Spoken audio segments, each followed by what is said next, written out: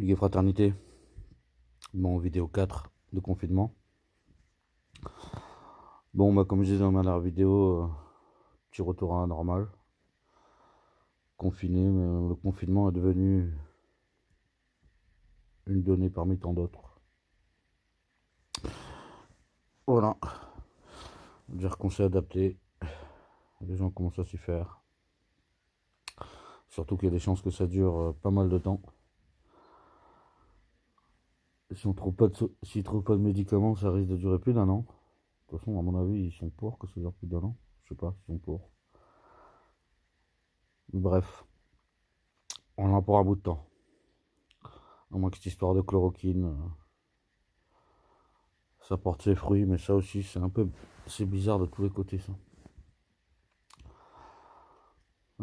Que ce soit les enculés qui veulent pas la commercialiser, ou que ce soit le gars qui en fait la promotion.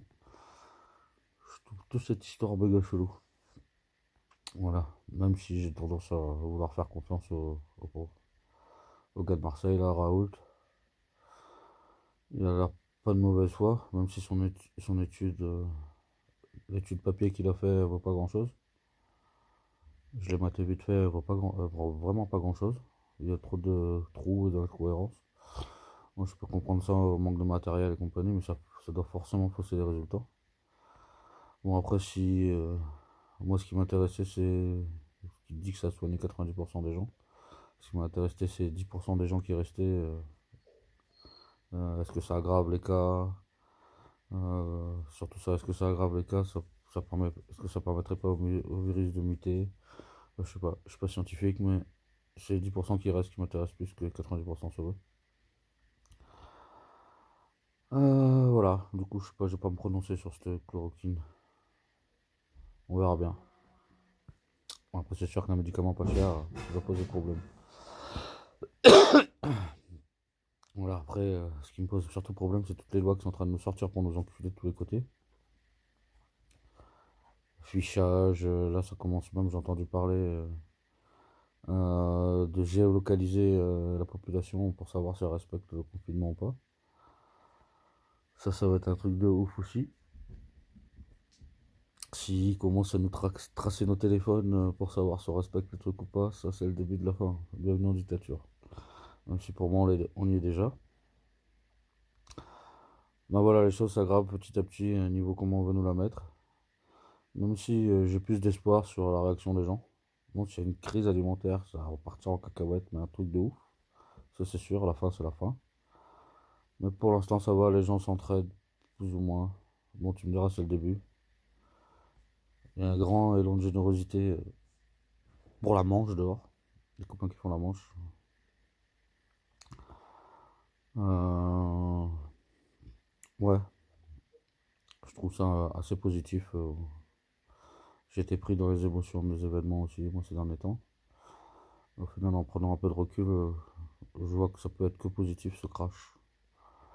Si on ne s'est pas enculé encore plus derrière et si on arrive à se ressaisir, profiter de ces moments de confinage pour penser à comment s'organiser derrière.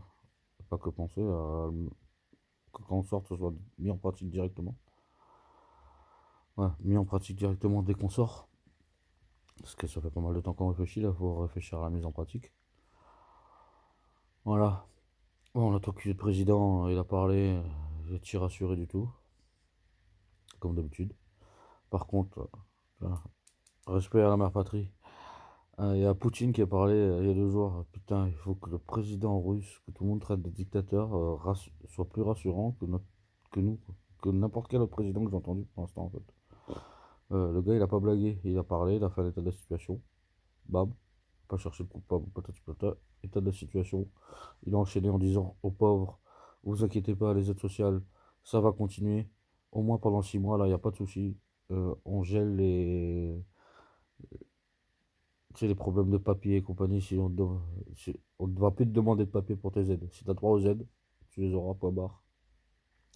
Il a commencé par ça pour mettre tout le monde au calme.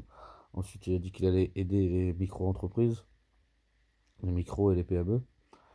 Euh, Bam, il a dit que tout le monde devait être responsable. Il n'a pas parlé de confinement. Bon, après, tu me diras, là-bas, personne blague avec lui.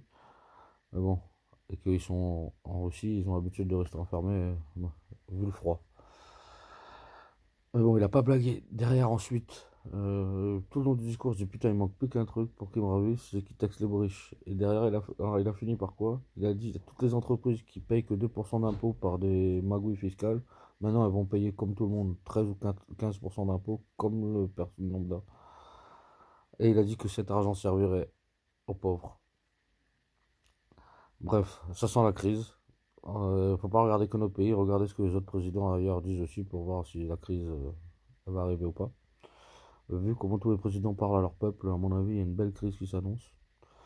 Et celui qui a mieux géré la crise, à mon avis, pour l'instant, en tout cas sur le côté de rassurer son peuple, c'est Poutine, bien entendu. Voilà, bon, Hugues et Fraternité, je referai une vidéo plus tard. Voilà. Bon, comme j'avais dit aussi, c'est parti en guerre en guerre du divertissement. Tout le monde prend des vidéos à droite à gauche pour essayer de divertir l'autre. Voilà. Il y aura quelques. À mon avis, ce confinement fera sortir une ou deux têtes.